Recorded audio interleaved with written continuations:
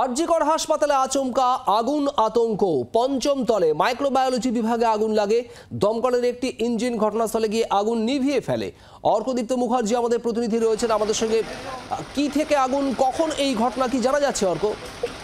দেখো, আজ দুপুর 12টার পরে হঠাৎ করে আরজিকরের একাডেমিক বিল্ডিং এর 5th ফ্লোরে মাইক্রোবায়োলজি ডিপার্টমেন্ট সেইখানে আগুন লেগে যায় এবং যেটা জানা যাচ্ছে হট এয়ার ওভেন ওভারহিটেড হয়ে গিয়েই এই আগুন লেগেছে, এমনটাই কিন্তু জানিয়েছেন ওখানে যারা উপস্থিত ছিলেন, সিকিউরিটি পার্সন যারা ছিলেন।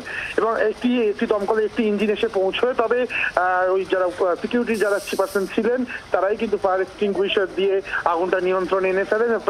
তারপরে দমকল আধিকারিকরা আসেন, বেশ কিছুক্ষণ সেখানে থাকেন এবং আপাতত আগুন একেবারেই নিভে গেছে, আর কোনো চিন্তা নেই, এমনটা কিন্তু জানিয়েছেন দমকল কর্মীরা। তবে এই নিয়ে কিছুক্ষণের জন্য হলেও যারা ওই একাডেমিক বিল্ডিং এ ছিলেন তাদের মধ্যে একটা শোরগোল বা হই হই পড়ে গিয়েছিল। তারা কিন্তু অনেকেই বেরিয়ে আসছিলেন, শুভদীপ, অনেকেই বেরিয়ে আসছেন খুব স্বাভাবিকভাবেই। তবে আগুন কিন্তু অত্যন্ত দ্রুততার সাথেই কন্ট্রোলে আনা হয়েছে। ধন্যবাদ Arkadipta. Microbiology room number 5 academic বিল্ডিংয়ের 5th ফ্লোরে, সেখানে হট এয়ার ওভেন রাখা ছিল, ওটা ওভারহিটিংয়ের জন্য আগুন লেগেছিল। তবে আমরা এখানে যে প্রশিক্ষণ দিই, এখান থেকে একজন সিকিউরিটি স্টাফ শুভাশিস মণ্ডল, উনি ডিসিপি এক্সটিংগুইশার চার্জ করে এবং সেটা আমরা আসার আগেই নিভে যায়।